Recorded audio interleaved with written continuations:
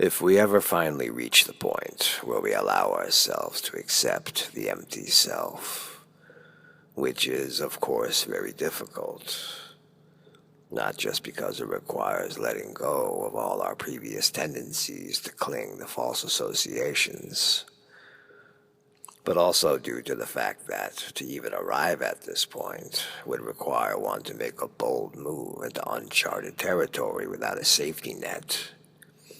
We will begin to see firsthand, empirically, through clear seeing, free from the interference of the discriminating thinking mind, that the pure truth of non-being doesn't have any stake at all in the realm of illusion.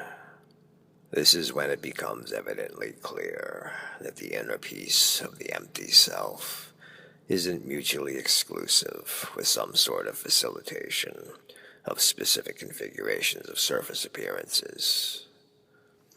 And when I say surface appearances, I mean everything from the point of consciousness out. This includes everything: the ego or the consciousness, the thoughts inside your head, your psychology, your philosophy, your beliefs, your inner mind, your imagination, inner vision, the eyeballs and related sense organs, your brain, your physical body, family or group, subatomic particles, objects, the exterior environment, the world, the solar system, the galaxy, or the universe. Did I leave anything out? If you come up with anything else, that too. None of those things are what you are at the most fundamental level. You are not defined by an R. All of these are part of the projected stream, and none of them will be able to bring the non-being of the empty self lasting peace. Inner peace is centered in the immediacy of existentiality, not in the configurations of outcomes related to arrangements of appearances. So, if this is the case, right away it becomes clear that we can dispense with expectations. So many of us get caught up in this one, don't we? Yes. Most of us spend a large amount of our time expecting things from illusion, and then get disappointed and disillusioned when they don't pan out according to plan. We feel bad about it, but from where I stand, this is a good thing. I say, don't feel bad about shattered illusions. Along the way, you may become broken, but don't get stuck staring at the wreckage, longing to repair the delusion. Move forward, because there's no going back. Realize we need to become disillusioned, for this will help us self-recognize and uncover the truth, provided we take the lesson properly and not get caught up in the cycle of disappointment, retreat, consolidation, and redoubling of effort for yet another try and yet another disappointment. If we have expectations, then we are placing an attachment on the arrangements of appearances behaving a specific way. And this is what sets up failure and suffering, for it reinforces the false idea that an inner desired state can be achieved by being conditional to a specific external outcome. Getting tied up in investments into outcome is a serious waste of time. It is not accepting what is unconditionally. Instead, it is the idea that something needs to first change extrinsically in order for one to find inner peace, which, for the ones that believe this, seems to be heavily tied up in some definition of the world becoming a better place. And this always seems to be intertwined with one of the major beefs a lot of prospective initiates constantly use to delay their surrender. But what will it change, they ask.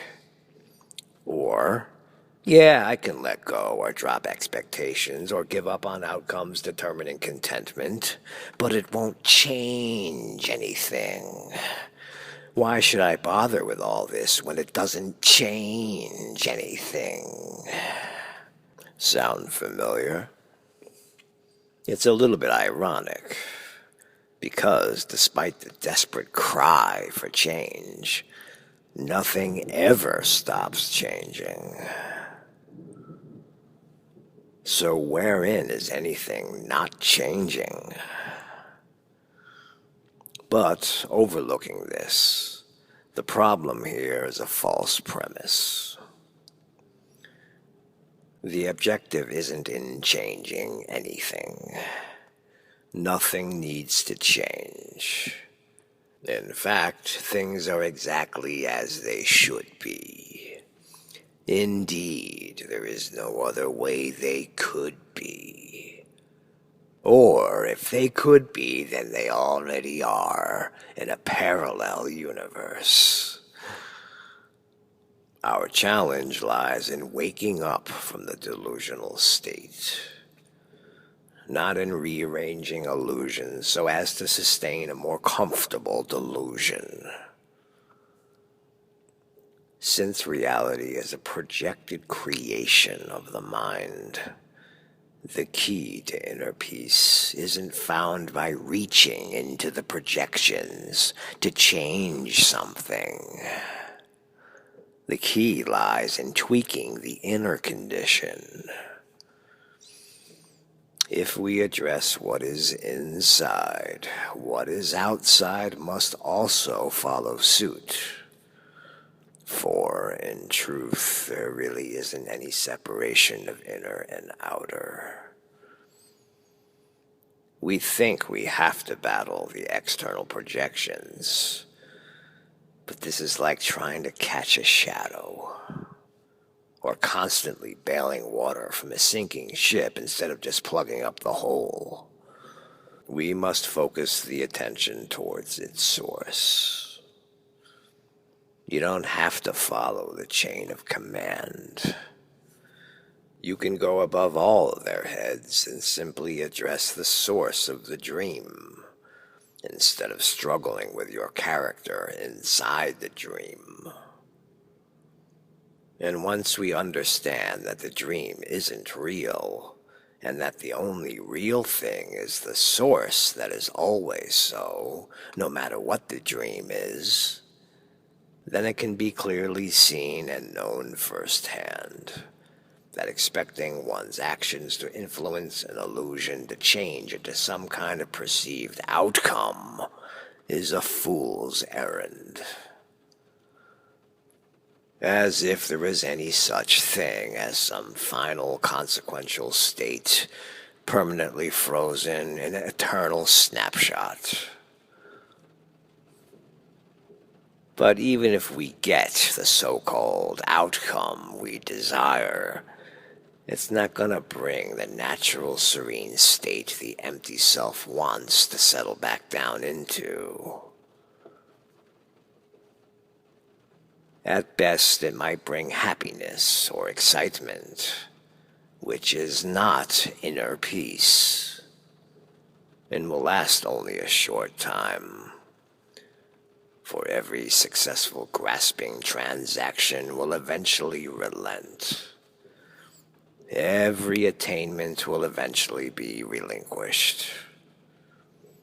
Every gained temporary attachment will bring forth the suffering of its loss. It's a game that can't be won, and isn't a solid foundation to sustain the truth. It's much more akin to trying to build a strong home on top of quicksand.